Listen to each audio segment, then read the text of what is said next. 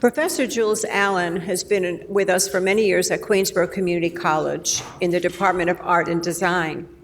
He has an extraordinary personal narrative, and it really did presage an even more extraordinary life as a photographer, internationally known photographer, and most of all, as an extraordinary professor.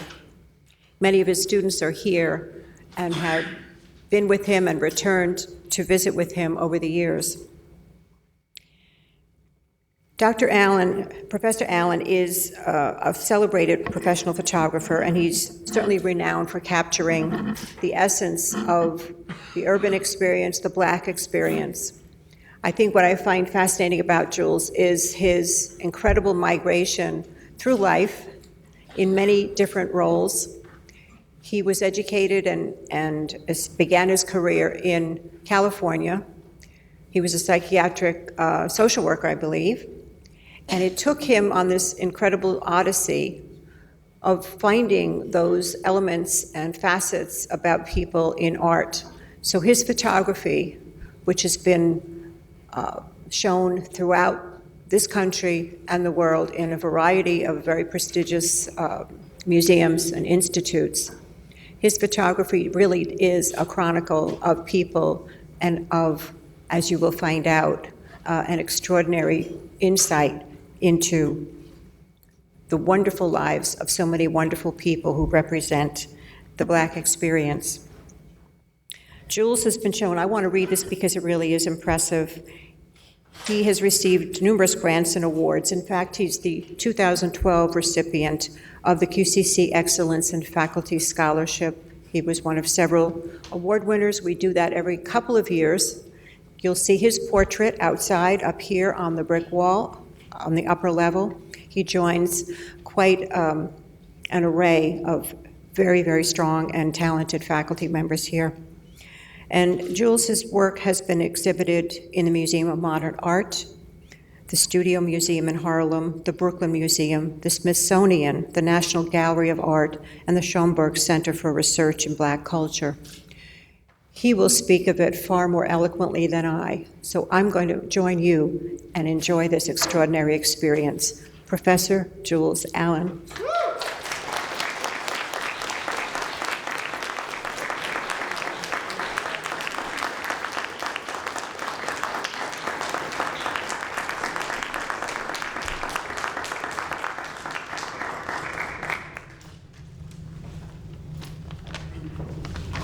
I have notes, and I will start with them, but I will deviate away from them as quickly as I start with them, I assure you. Give me one moment, please. They've got me wired in ways that you never make a living photographing like this, I tell you. Now I can't even whisper. My thoughts could be seen. Thank you for inviting me, and I'm appreciative, and I'm terribly uncomfortable and nervous because I don't do this. And I am honored to make a first-class effort to share with you hopefully some enlightening and pleasurable moments. I've been photographing for about 40 years. I've been teaching for 30 years. I'm born and raised in San Francisco. I was educated in San Francisco. I grew up in the middle of the city. I was born and raised into a highly sophisticated and aesthetic family. My parents were extremely articulate and visually organized around imagery, including specific Black culture, but also outside into the greater world. I grew up reading the New Yorker magazine, Esquire magazine, Playboy magazine, as a child in the middle of San Francisco. My parents subscribed to all this openly and shared them with us as children openly, and of course, editorialized each step of the way. So we were helped to form an opinion about what we were looking at. That's probably what led me initially to photography, other than the fact that I saw a photograph of Gordon Parks at the age of about 18, and he was so handsome and dashing that I asked my father who he was, and my father told me, and I said, whatever this guy does, that's what I am going to do, because I wanted to have a shearling coat and a mustache. And it was also at the approximate time that someone had photographed me and showed me 8x10 photographs of myself at the age of about 18. It was the first time I'd ever seen an 8x10 black and white photograph. And I was so overwhelmed that they took me into a dark room and began to share the availability of photography to me, and that it wasn't this mysterious foreign object that I could never have access to. I studied photography in college. I have an undergraduate degree in fine art photography. From San Francisco Cal State University, which was at that time being taught by faculty who were all students of the great landscape photographer Ansel Adams and Edward Weston and Wynne Bullock and all these wonderful people, Oliver Gagliani, and all these great photographers who are all landscape photographers, outdoor photographers, and what I later learned to term as vegetarian photographers. It wasn't long after I decided that that wasn't going to be my direct pursuit, and began to look for a way for myself to find a way for me to participate in photography, which led me to journalistic approach street photography,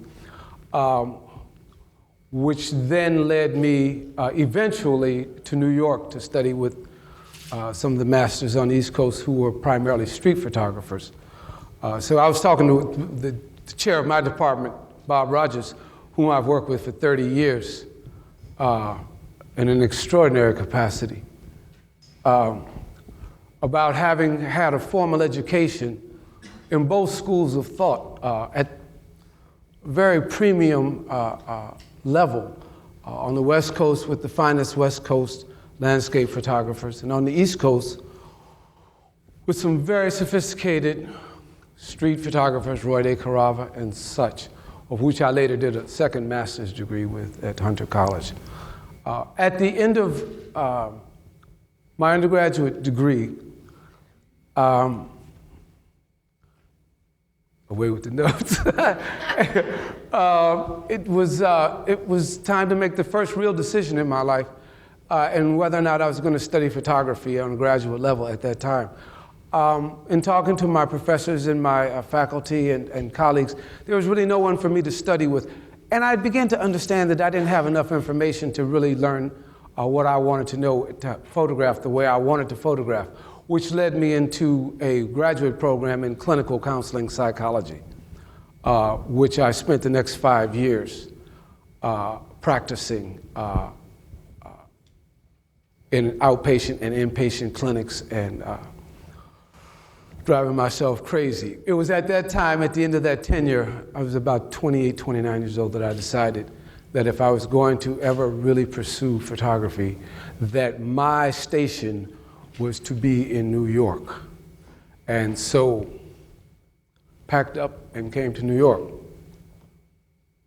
First couple of years were, as you probably have heard from every emerging or burgeoning creative person, almost intolerable in terms of pain and struggle.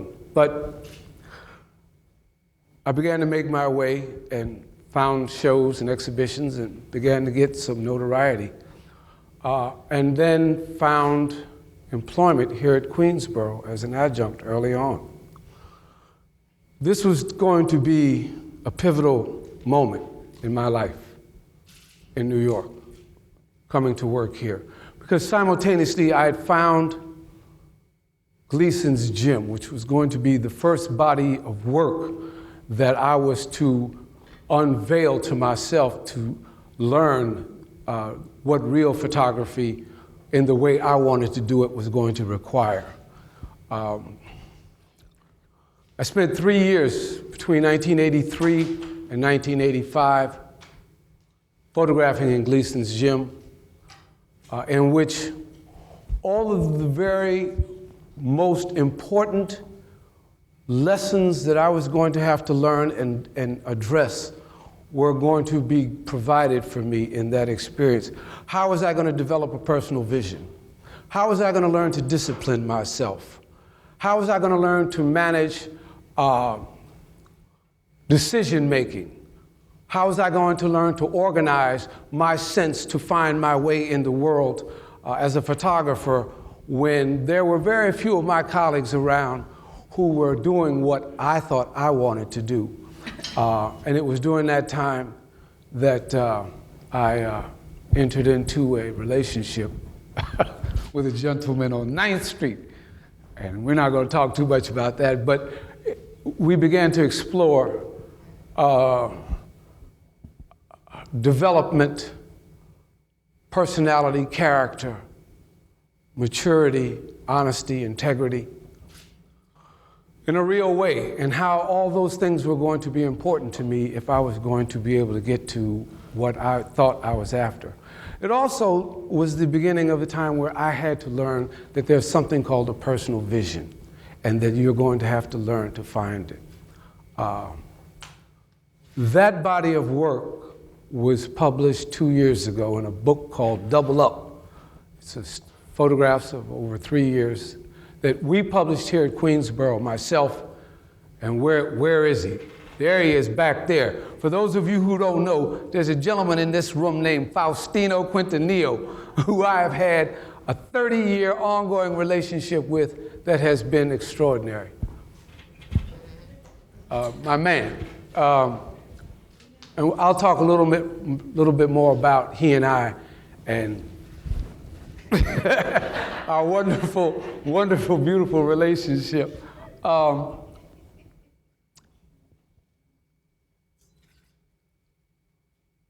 It was after that body of work that the idea of conjure and photography became a concept to me, in that through one body of work, it will lead you to another body of work.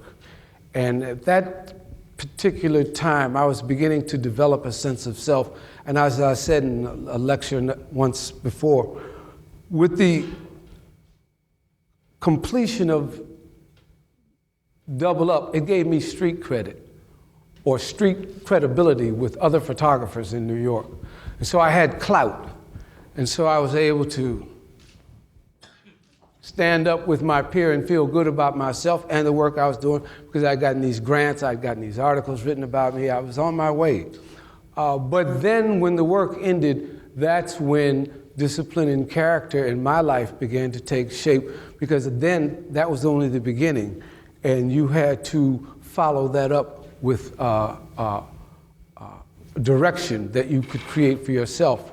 I found that in a body of work called Hats and Hat Knots, which I will show you part of, and explain the relationship of the reality, documentary-based photography of the boxing gym Double Up versus a metaphorical approach to photography, in which I come up with a concept and then set out to prove it with photographs.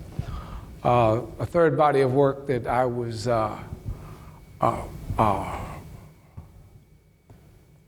actually blessed enough to find my way into was commercial photography, which immediately followed my body of work called Hats and Hat Knots.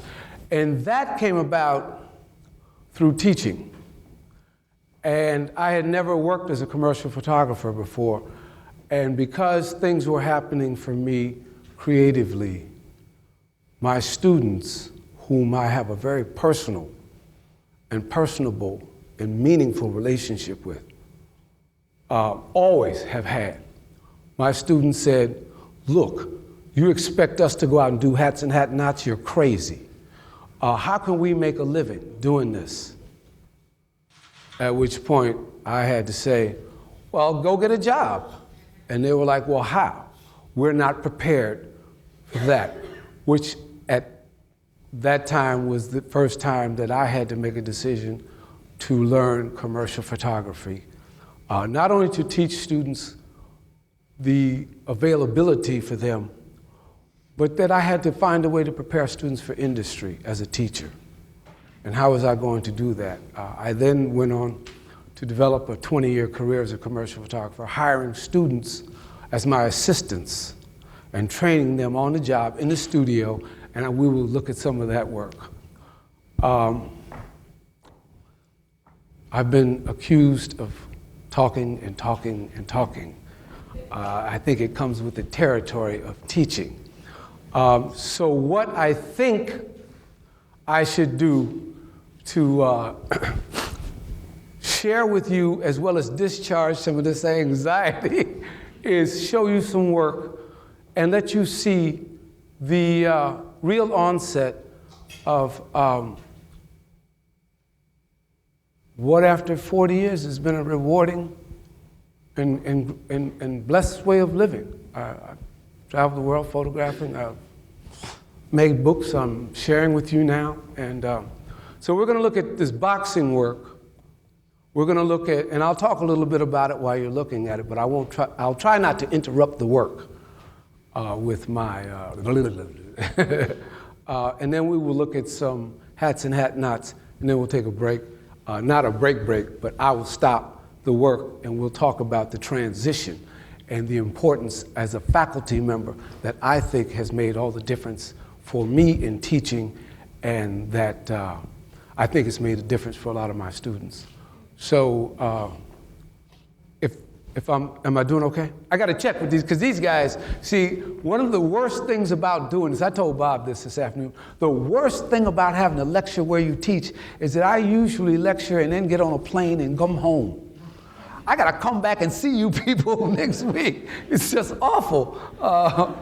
But I am prepared to show this work now. So where is my man Ray? And listen, I want to say, first of all, there's some people I need to thank. I know I'm supposed to do that in the beginning, but I don't. Ray has been magnificent as the director of this space and the director of visual support and knowledge above all on how to get you organized and calm you down and treat you like you think you're supposed to be treated. So, my man, I give you thanks. There's some other people here. Ken Yurkovich, this gangster with this white jacket on sitting over here, this high thug sitting over here, has been working with me personally and supporting my work and my efforts in a way that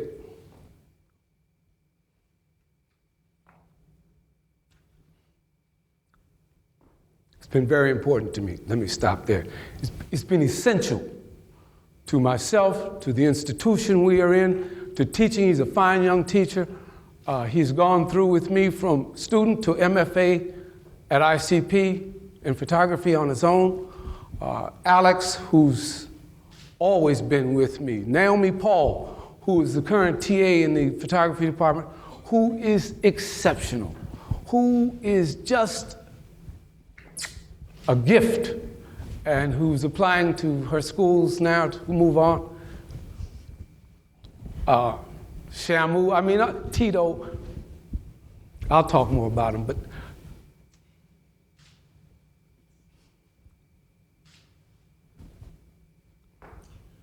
sharing with these guys has made it all possible. You understand? It's bringing it to them, sharing it, getting the feedback, and living a life that I've been responsible to my students in that has helped this work we're going to look at. So I hope the work is at least part of what I'm talking about.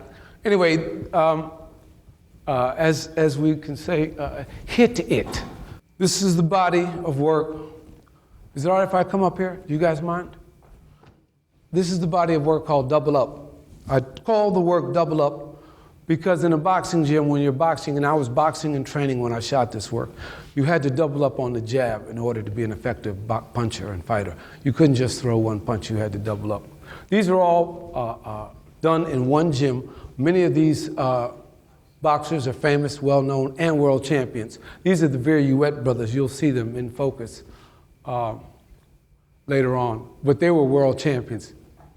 This is the cover of the book. At that time, believe it or not, people still smoked in the gym. Can you imagine that now? These photographs are symbolic as well as realistic in me trying to portray the idea of what this place is and the evidence through my own personal vision that represents the space. All my life I grew up watching boxing with my family on Friday nights in San Francisco. All my father's friends would come over on Friday nights and they would watch Gillette Cavalcade of Sports, and these guys would all talk and bet on every round and talk a lot of trash. And you would always see these gangsters, or what I assumed to be gangsters, leaning over and whispering in each other's ears and talking and being. But at that time I was boxing, and so I had the right, as far as I was concerned, to step into any situation in the gym that was taking place and photographing it. This was Evander Holyfield's trainer, Don Turner. He's a wonderful guy. He's trained a lot of world champions. That gesture is my gesture in life. More guys who I just stepped in on, you know. These guys would come to the gym every day. And this was between 1983 and 1986. World famous trainers. Sammy Madison in the center used to run Stillman's gym in the Bronx. Right. Some people know.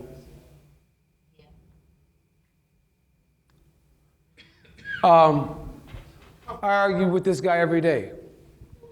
And his name was Rocky. And he had been in prison for 15 years for murder. And this is the truth. And we argued every day. And he would tell me that I wasn't sophisticated about what he knew about, and I would tell him he didn't know what the word sophistication meant, and we went round and round and round and round. But he wore this pistol in his ankle every day, and at one point said, "I'm tired of you, let me show you what I'm talking about," and raised his leg up, and I made the photograph. These are gym bats. I call them gym bats because these guys used to just talk.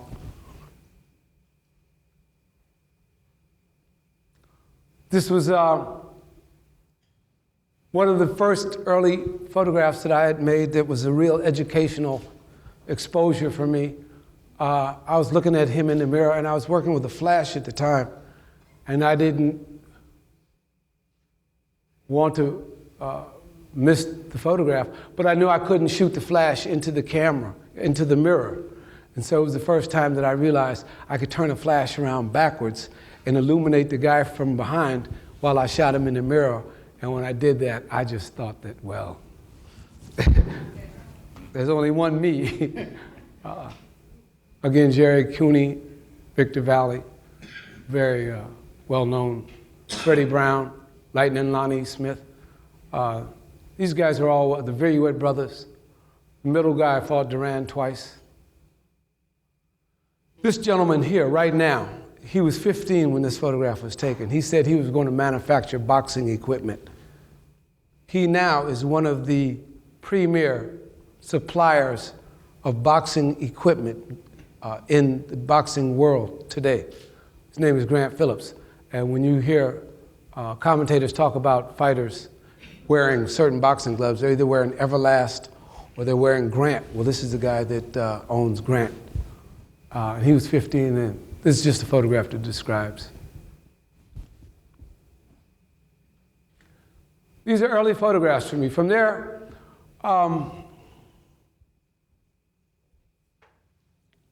I began to question what else could I do? or what could I begin to do that would give me a way of photographing African American culture in particular, but in a universal way?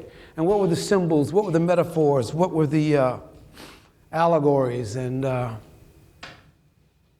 I came up with hats, and that everybody wore hats, and the whole world wears hats.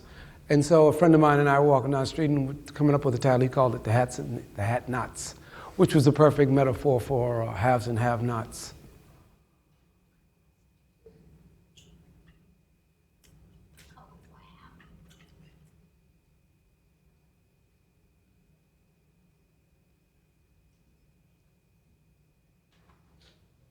I used to have a lot of fun talking to myself about these women on the poster saying, "Ooh, child, look at that man lift those weights. Ooh, he's so beautiful, but don't turn around. Don't let him see you looking." I have a lot of fun with photographs, doing that kind of silly stuff with.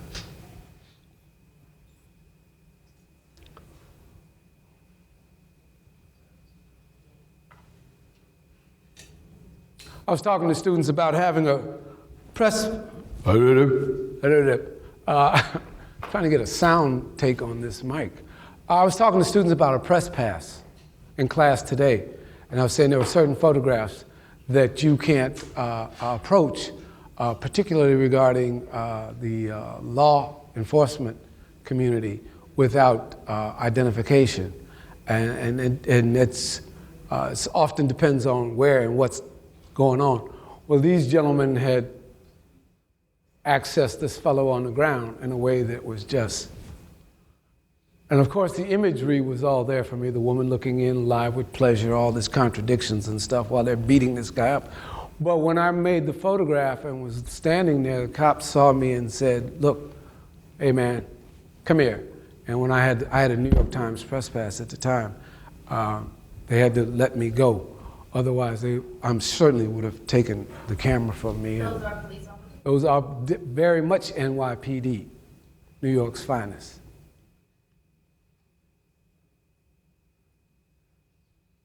Republican convention, George Bush. I'll never get it. It's had not.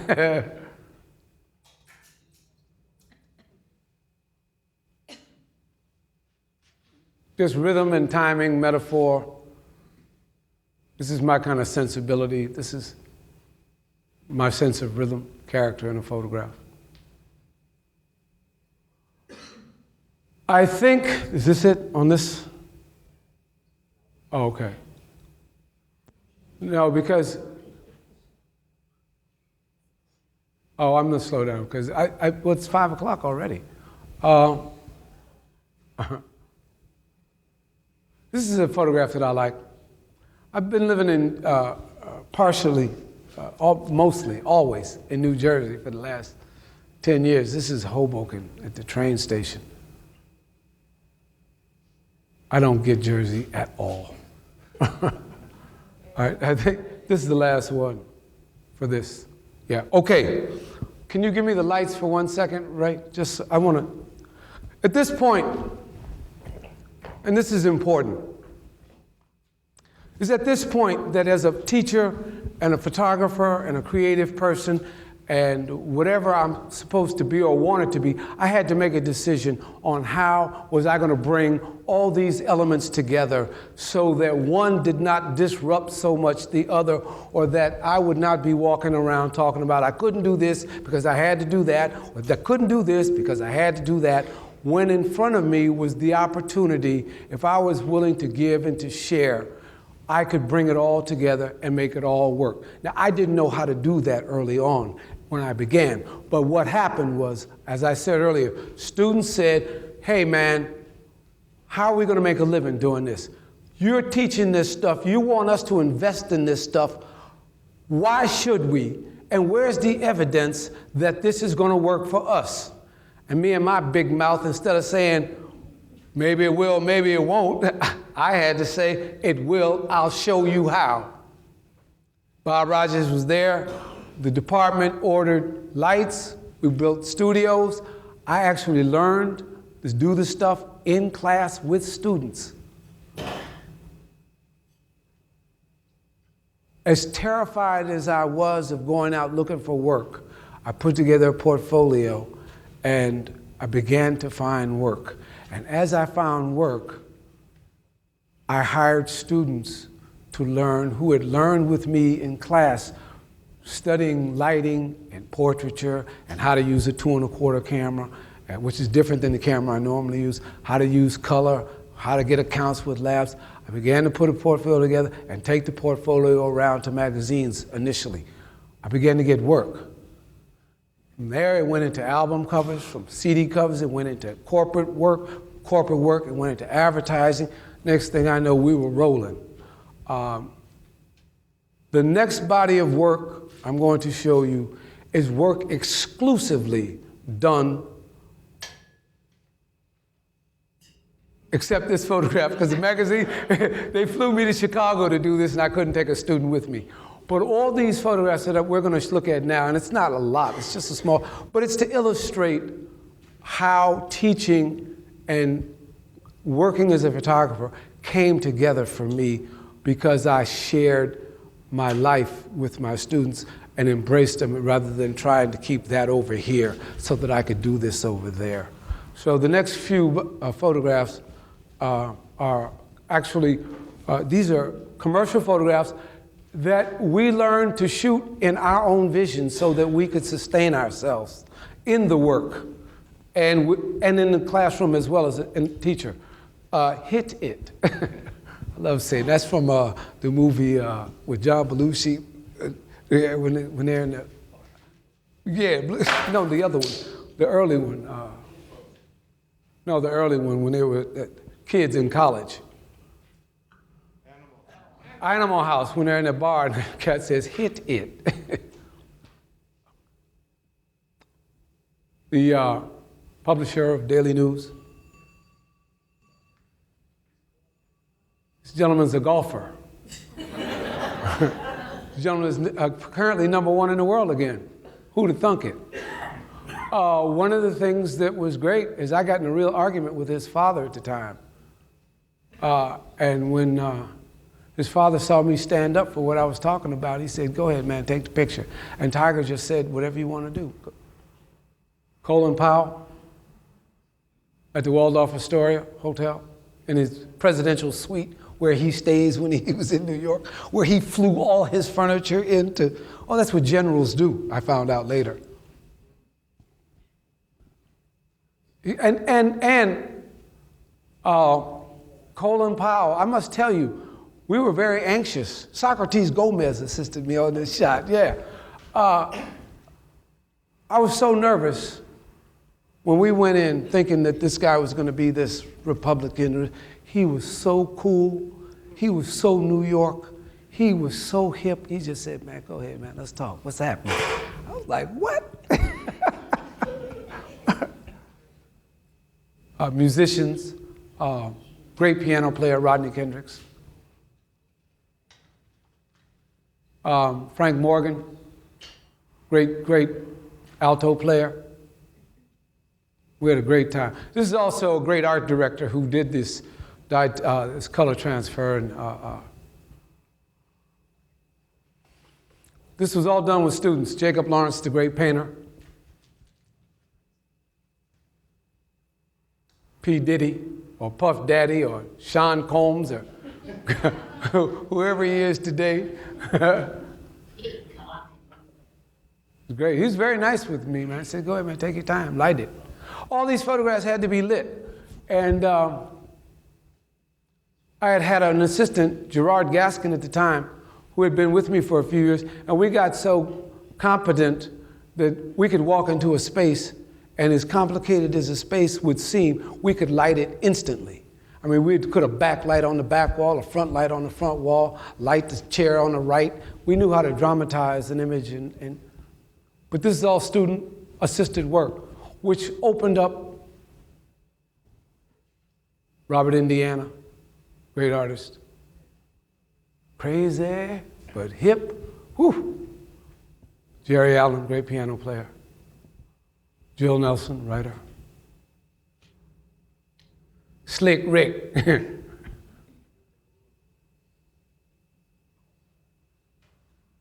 national billboards. All these were billboard, national billboards. Students did all this stuff with me. From there, since I learned how to work in the studio, why not seize the moment? And I'd always been interested in nudes, both for aesthetic reasons and political reasons as well. I had a real tough time with the portrayal of black women in photographs historically, and decided that I was going to try and do something about it. And so I began practicing nudes. And this is about a book that's currently in print that I shot between probably 1992 and 1995, 96.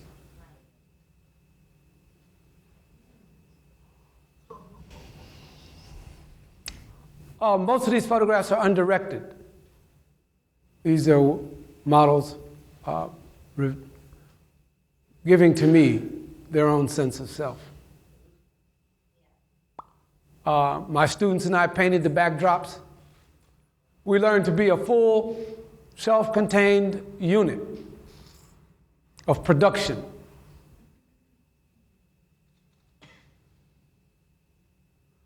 This is also, this is a body of work that I still very much actually like.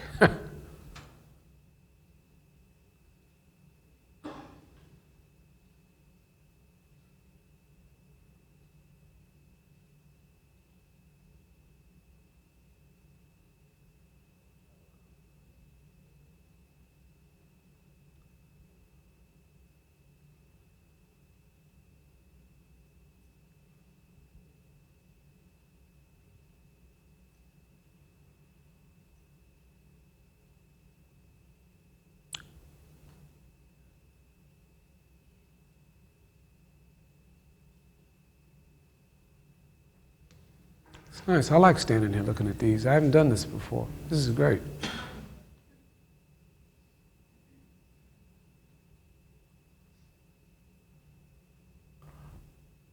From this body of work, I began to outgrow it as a primary focus point and began to look for other interests that were cultural and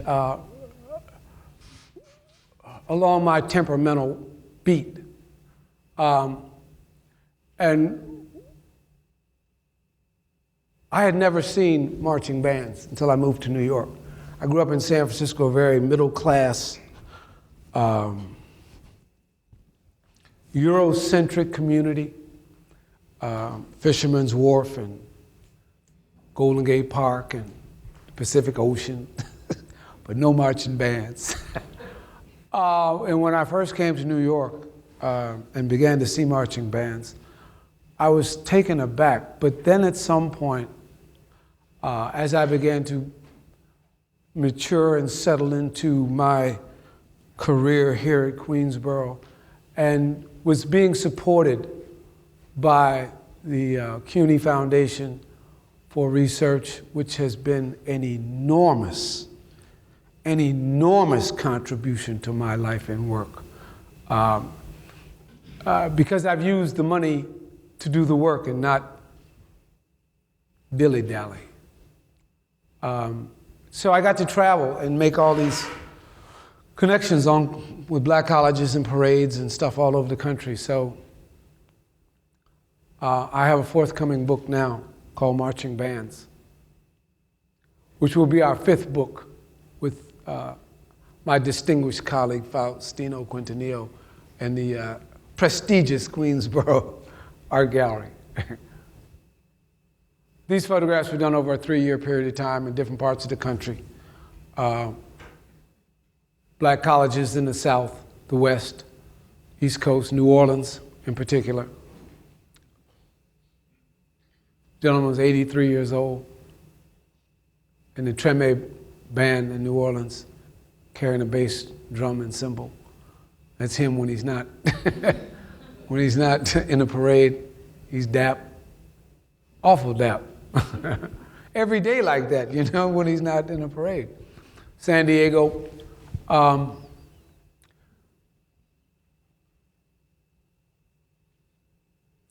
Yeah, shooting into the light. There's nothing like Leica in Rodinal.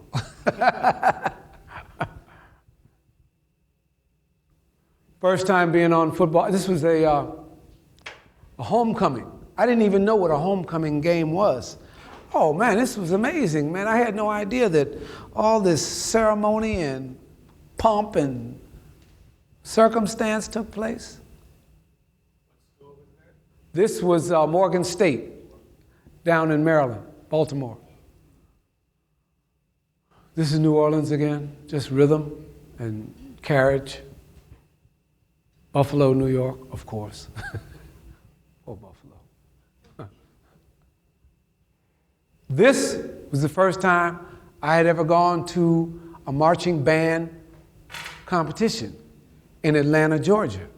100,000 people to see marching bands over 2 days. Battle of the Bands, right? Who knew?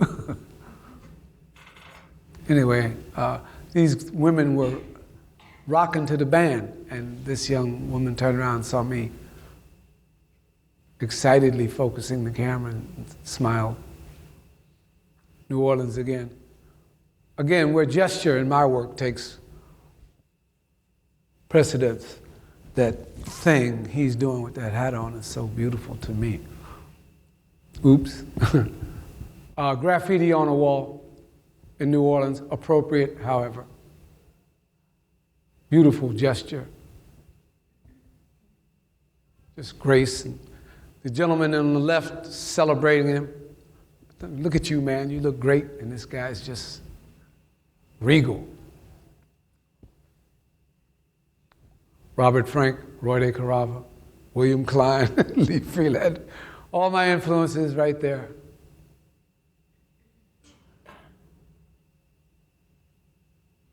New York City. Multi-dimensional stuff going on in every pocket.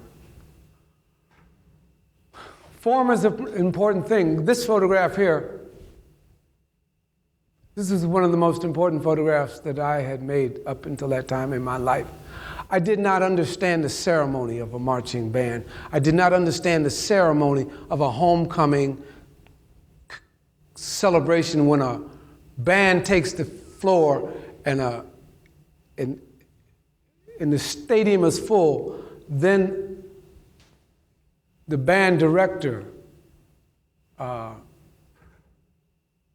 comes on, and he comes on with this hat, and he's got a stick, you can't see it as well, in the front of him, with his hand behind his back, and he's making it, and this woman, I think I have this woman here is laughing at me because she's seeing how overwhelmed I am with how thousands of people are standing up for this guy, for the drum major to come in, and he comes in this strut that was just unbelievable. I also had a broken foot when I shot this photograph and didn't know it.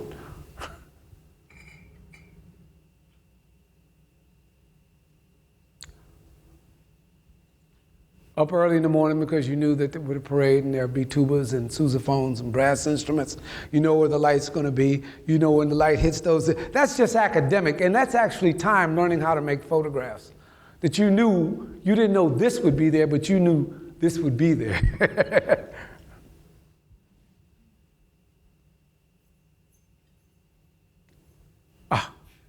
Right. I do. I love it. I hate to say it, but I do. And I had never seen anything like it before.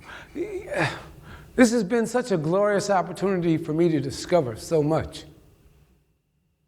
about myself, about black culture, about America in general, about the world. And the eternal late musician running to catch up. This is the book that we're publishing now. This book will be available in June, published through Queensborough, Faustino, myself, the Queensborough Gallery, We're doing it. This is our 4th book together, and I think this is a very personal body of work for me. Why? Why? Why? Tell them. My sister died while I was in Africa.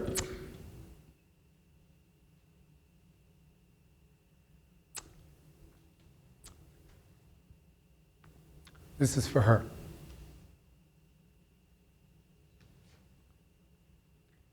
It's called In Your Own Sweet Way.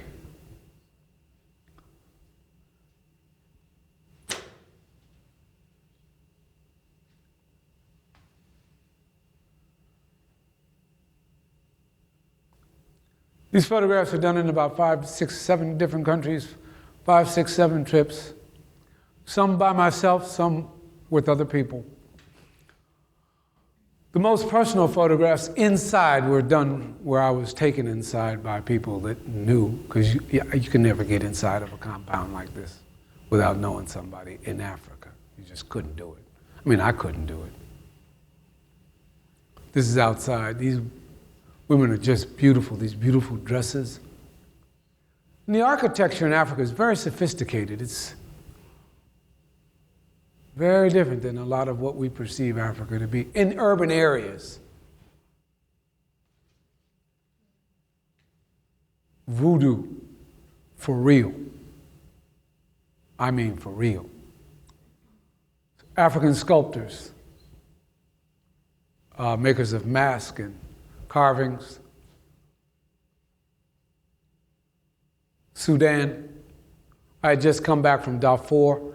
I had been doing a story on refugees, and I'd gotten into Darfur, and later we went down central Sudan, and this is what a gas station looks like.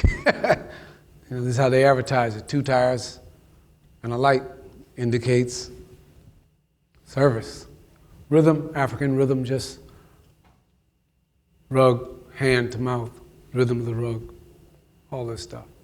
Beautiful stuff, patterns, life so abundantly rich and visual. Everywhere, Senegal. I mean, who fishes like that? Just a ballet. Light, rhythm, children, work. Inside out, rhythm. I happen to like this photograph a lot. So this is what I've been doing. It's 5:30. I'm going to wrap up with one more body of work. I think that should be enough. The body of work that I'm going to show you now is a work that's in progress, that I'm working on now. It's very, very important to me as me evidencing a journey into finding my idea of vision. Isn't this great? These people exercise on the beach every day together in Senegal. They just run up and down, stretch, yin and yang. Darfur, refugee camp. This is Rhythmology. This is the body of work I'm working on now. While doing the marching bands, after leaving Grambling in a hotel room, drinking whiskey, talking about the rhythm of the marching band and how could you photograph rhythm, I came up with the concept called Rhythmology, which comes straight out of jazz language, bluesology, ornithology. This is Rhythmology.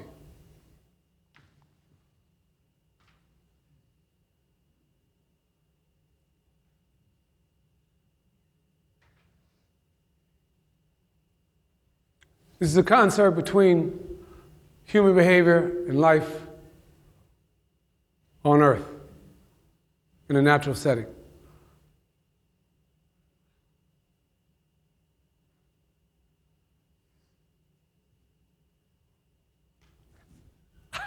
Brazil.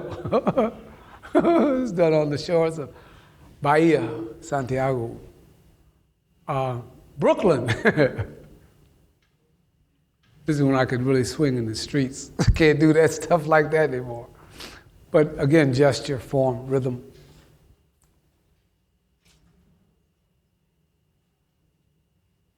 I was telling somebody, I'm sorry when I bend down, that it wasn't until I looked at this work blown up like this that I realized that this was 8-4-2. It's just 8-4-2. It's pretty interesting. Quick. What else? There's nothing else. It's just speed. Right. And you have to understand that my back was turned. I was doing something, looking the other way. When I turned around, it actually frightened me. Because I didn't, what is this?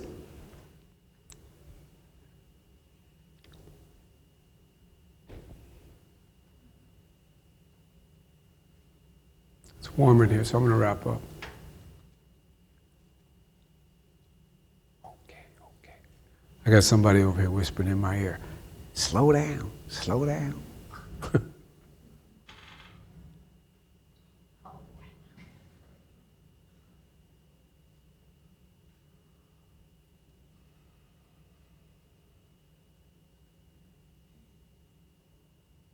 This is one of the photographs that I made that I actually like for myself, screaming into the light.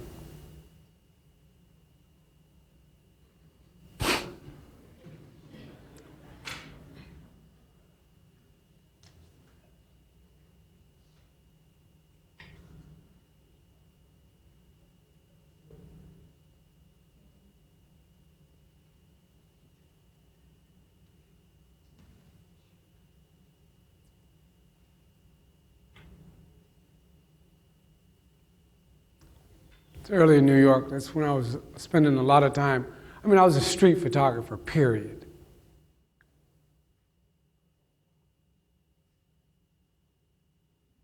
Thank you very much.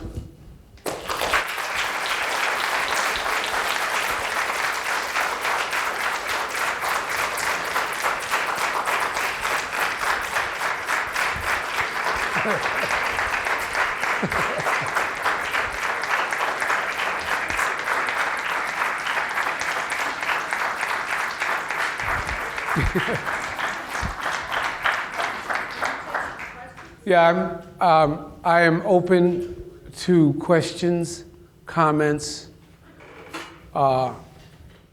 remarks, insights. Yes, sir. What's your favorite star of any picture you took? Someone famous. What's my favorite picture, yeah. Of any photograph or photograph that you took of a famous person. What's Oh.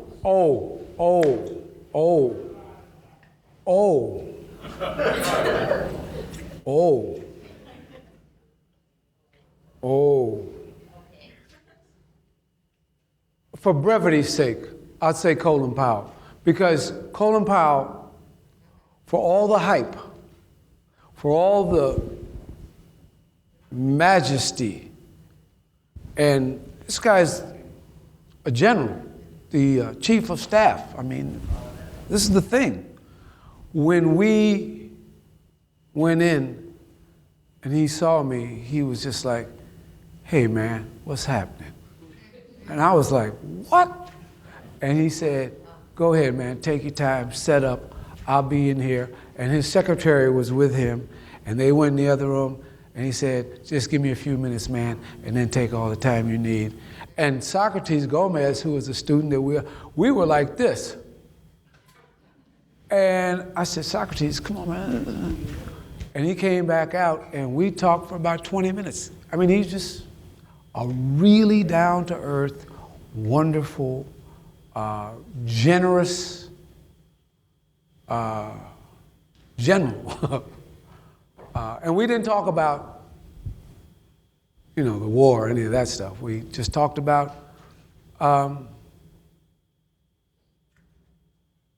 how we liked what we do, how we liked who we were. And it was nice to see one another because we both felt good about ourselves, and we didn't cross paths often, and it was nice. I like Tiger Woods' father. because I fought with him to the point of almost hostile interface, because I was shooting with a Leica, which is a small, beautiful little camera, and he was, because I'm on location in Chicago, a hotel suite and all this. He kept saying, "Man, why are you using that little camera? And why are you taking so many pictures, man?" I had 3 Leicas on the table, man, right? So first of all, these are the finest cameras. The reason I'm taking so many photographs is because there's only one opportunity to do this right, and it's got to be done right now. And you know what he looked at me and said? He said, "Man, I got it. Go ahead." And then I offered Tiger a bottle of water, and he snatched it out of my hand and said, "Don't you offer him anything. I'll give it to him." And I was like, whoa, he really is taking care of this boy, because he understands what he's dealing with here. I think it was him. There were a lot of other people.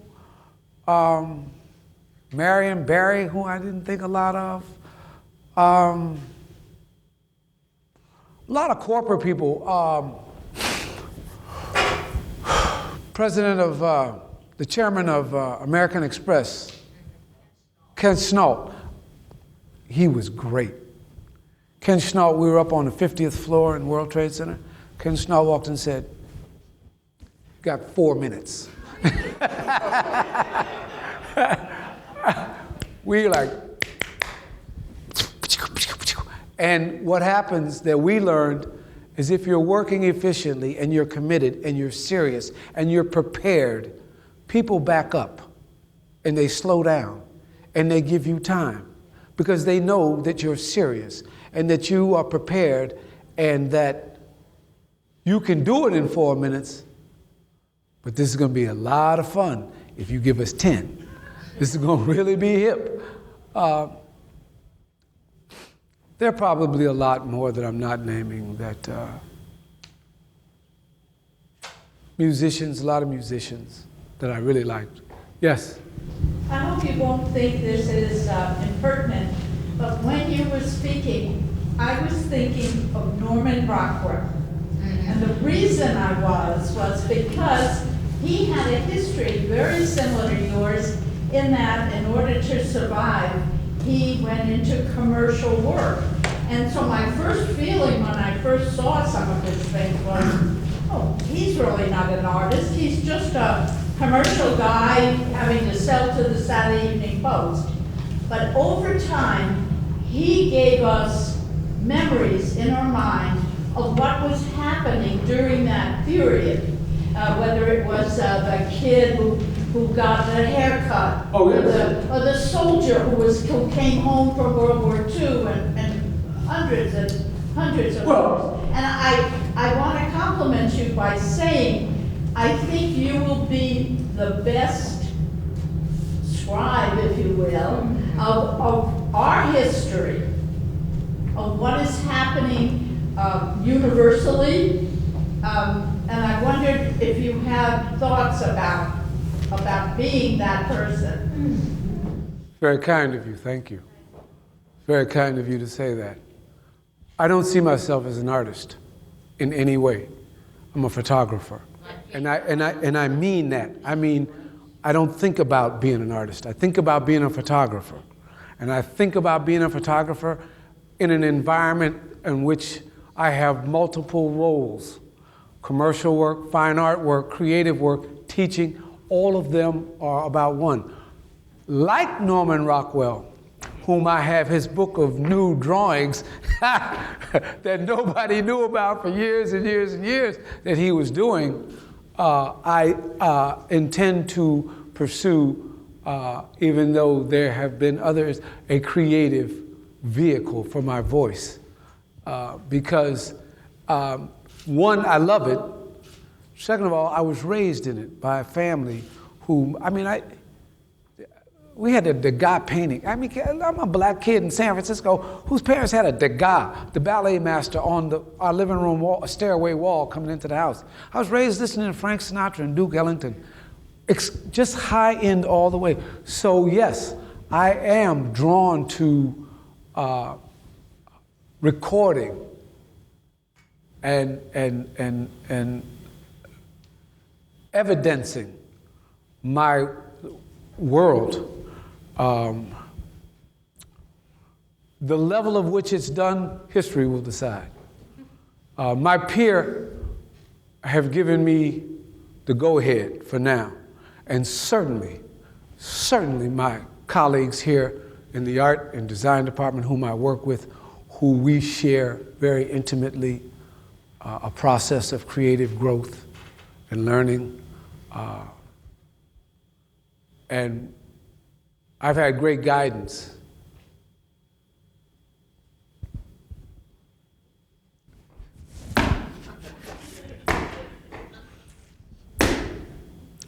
John Hawkins was a teacher here when I came here, who took me by the hand and guided me and structured me in academia, who made sure that if there was any possibility at all for me to become what he thought was there, this is going to be the way here in this institution.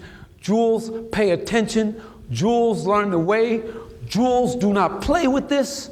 Jules, let me show you where you are. Take heed to this. Respect it, and it will take care of you. To John Hawkins. You got that out of me. I wasn't going to give that up. But John Hawkins, man,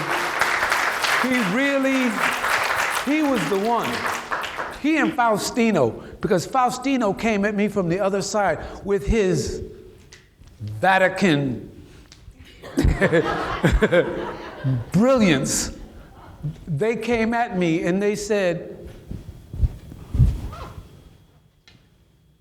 so if there's an opportunity, it's not because I think that I've done it. It's I've had guidance and I've had support from the institution here, and I've had direction. And yes, I am mercilessly motivated. You understand me? I am mercilessly motivated. There's nothing I won't do to get done. I mean, within reason. As long as I can get along with people. Yeah, man.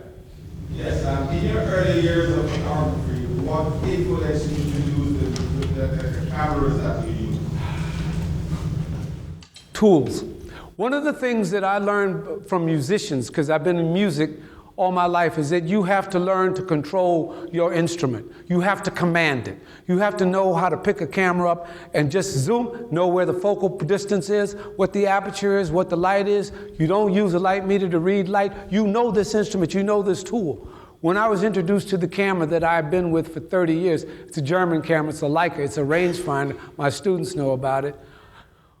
When I picked it up and looked through it and heard it, when I heard a Leica at 1/4 of a second,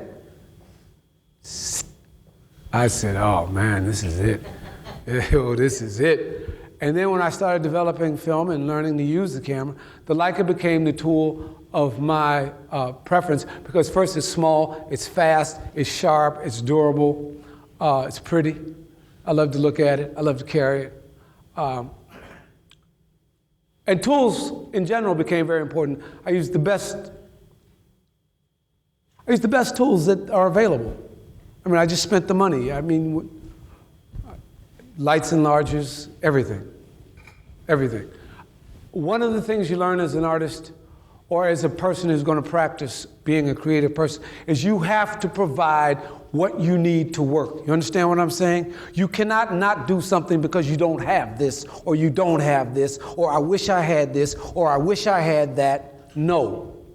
Because the people who are doing it provide for themselves what they need to get it done. So if I needed a dark room, rather than having a 3-bedroom apartment, I'd have a 1-bedroom apartment with a dark room and a finishing room. Make sense? Instead of living on 5th Avenue and 13th Street, I lived on 145th Street. But at that time, but those were the sacrifices you make that I learned, because the rest will come. It will come. It would say, build it, they'll come. Build it, they'll come. And today I've been using the same tools for the last 30 years. Hasselblad cameras, Leicas, that's it. Film, recently digital, because in publishing I've had to transition into digital, on which Ken Yurkovich just made the scans for the new book that's coming out, and they're beautiful scans. And we saved a lot of money doing it. Yeah, man. I'm a former student of yours. Uh-oh. Oh, my God, my man. And let me tell you something, that instructor in class was great. He was so creative. Even for an introduction class, like I said, we took our photographs and he brought it to you and he was like, you know what, you can do that. And you really taught us that in that class. And all those photographs that I took for you, because I know I'm so happy. I still, really, really much. Of course, my question to you, you mentioned that he was a clinical psychiatrist, he was a social worker, he was a photographer. What's number one for you? What? I tell you, as a student, I took away a lot from that class. And if I really wanted to study photography, I tell you, I will follow you. And so, I want to thank you. Thank you very much. It's very kind of you.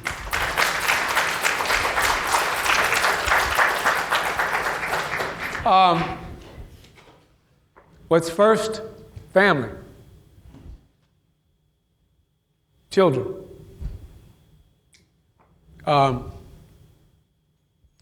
And we're not going to talk about this at all, but I come from someplace else. I've made a long transition to be standing here like this from where I came from. I mean,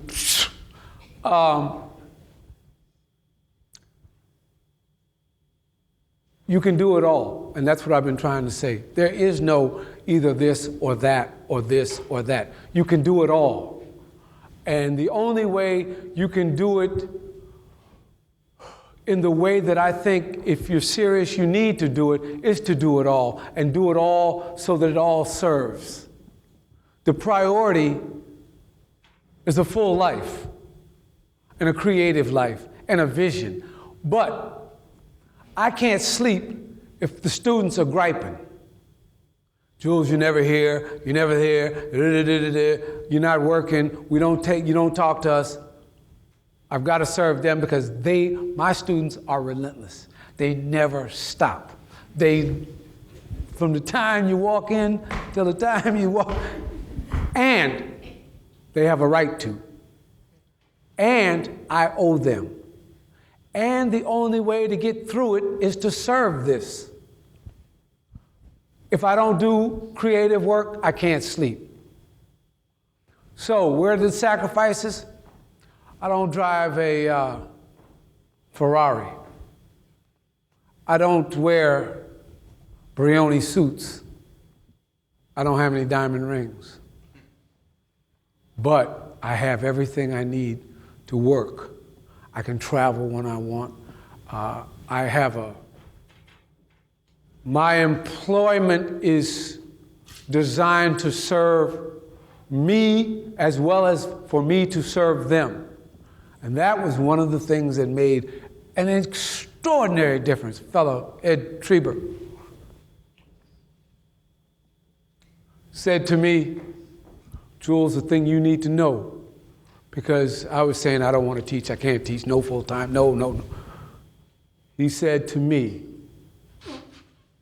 and it was profound, Jules, what you don't know and you need to learn is that you serve the institution, but the institution serves you. Well, when I heard that, and it made sense, you understand? So what happens is you serve photography, it serves you. You serve the institution, you serve your students, they serve you. So what would be first? Man, I got it the way I want it, baby. I got it the way I want it. Yes. As a photographer, what, if any, approach to photography would you take that you would label to be regrettable? Regrettable? Regrettable. Gee, regrettable. You mean wish I wouldn't have? Yeah, I love you too. Oh, man. When I started photographing, I used to photograph in the streets. I used to photograph in the part of the streets that was otherwise minded, shall we say. And I was good at it because I was from that, and I knew it, and I knew how to swing in it, and I swung of it. And too many times when I could have put the camera down and probably done something to help, I chose to make photographs instead. You'll get no more out of me than that. Because I do think you have a choice. Very different than being a combat photographer, where I was also in combat and photographing. And it's very different doing that one. But when you're on the streets and instead of you going, then you walk away and cry around the corner. I don't regret it, but it's the most regrettable. I don't regret one day. I'm not sorry for anything. I don't ever want to see a day gone by again. Keep moving. Move on. No, that way. Not that way, that way. Thank you very much.